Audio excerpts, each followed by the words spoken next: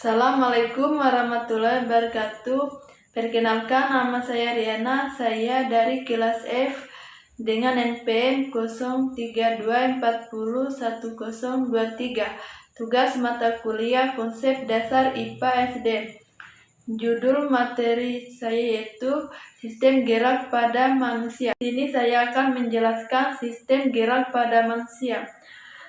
Terdiri atas rangka dan otot. Rangka tersusun atas tulang-tulang. Fungsi rangka sebagai berikut. 1.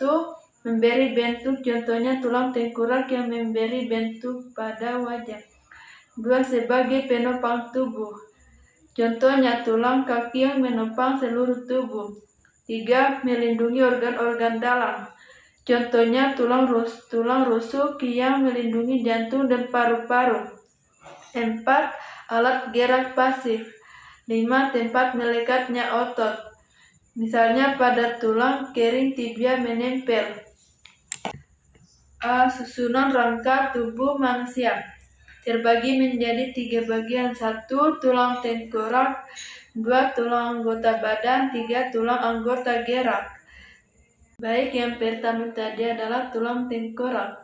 Tulang tengkorak adalah struktur tulang yang membentuk kepala dan melindungi otak serta organ-organ penting di dalam kepala. Yang kedua yaitu tulang anggota badan. Tulang anggota badan adalah tulang-tulang yang membentuk lengan dan tulang kaki dalam tubuh manusia. Yang ketiga adalah tulang anggota gerak. Tulang anggota gerak adalah tulang-tulang yang memungkinkan tubuh kita untuk bergerak. 1. Tulang anggota gerak atas sebelah kiri yaitu tangan. 2. Tulang anggota gerak bawah sebelah kanan yaitu kaki. B. Macam-macam tulang berdasarkan jenisnya. 1. Tulang keras atau kartilago. 2. Tersusun atas campuran kalsium dan kolagen. Contoh, tulang tengkorak, tulang tangan, tulang kaki. 2. Tulang rawan tersusun dari sel-sel tulang rawan yang sifatnya kenyal dan lentur. Contoh tulang telinga, tulang hidung.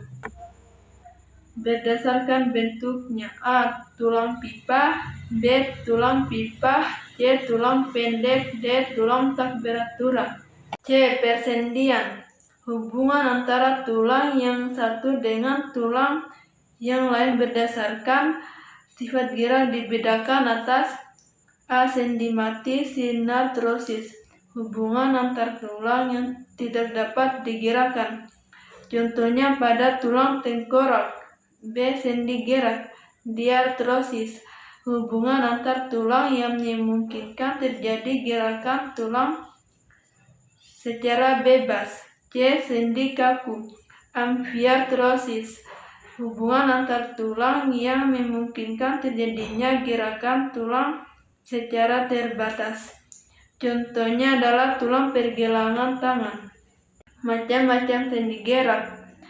A. Sendi peluru, gerakan yang bebas hampir ke segala arah.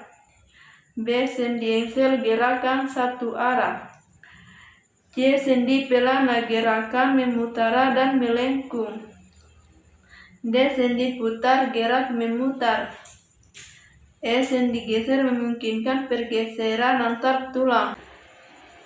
D. Otot. 1. Otot polos. Otot polos ditemukan di dinding organ-organ internal seperti perut, usus, pembuluh darah, dan kandung kemih. Otot polos berfungsi mengontrol gerakan otomatis seperti peristaltik dalam usus dan regulasi diameter pembuluh darah. 2. Otot lurik. Otot lurik ditemukan melekat pada tulang-tulang rangka tubuh. Otot lurik berfungsi mengontrol gerakan tubuh secara sadar seperti berjalan, berlari, dan mengangkat benda. 3. Otot jantung. Otot jantung hanya ditemukan di dinding jantung. Otot jantung berfungsi memompa darah ke seluruh tubuh melalui kontraksi ritmis dan terus-menerus tanpa kendali sadar. 1. Otot polos.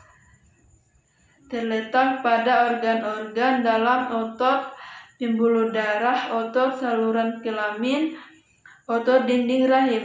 Disebut otot tidak sadar. Ciri-ciri yaitu 1. Berhenti 1, 2. Berbentuk gelendong dengan kedua ujungnya meruncing, 3. Bekerja di luar kesadaran, bekerja lambat, teratur, tidak cepat lelah.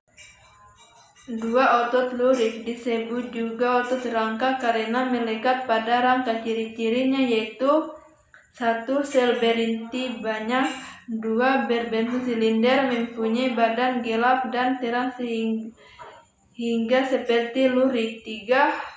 Bekerja atas kesadaran dan menurut perintah otak dan kontraksi yang terus-menerus menimbulkan kelelahan. Sel-sel otot membentuk serabut otot. Kumpulan serabut otot membentuk berkas otot, dan kumpulan berkas otot membentuk otot atau kamu sering menyebutnya daging.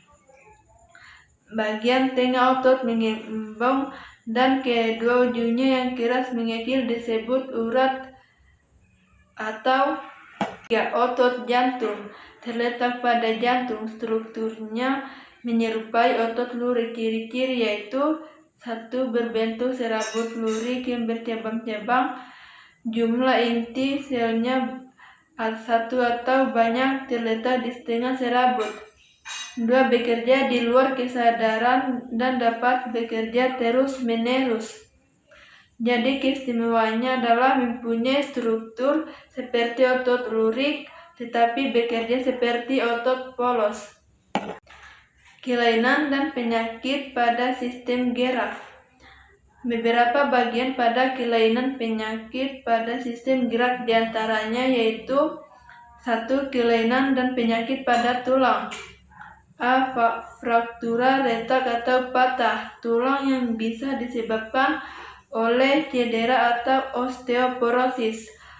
B. Osteoporosis, penyakit tulang yang menyebabkan tulang menjadi rapuh dan rentan patah.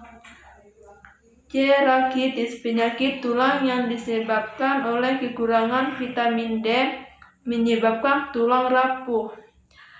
D. Skoliosis, kelainan pada tulang punggung yang menyebabkan tulang melengkung seperti huruf. Kelainan dan penyakit pada sendi. A.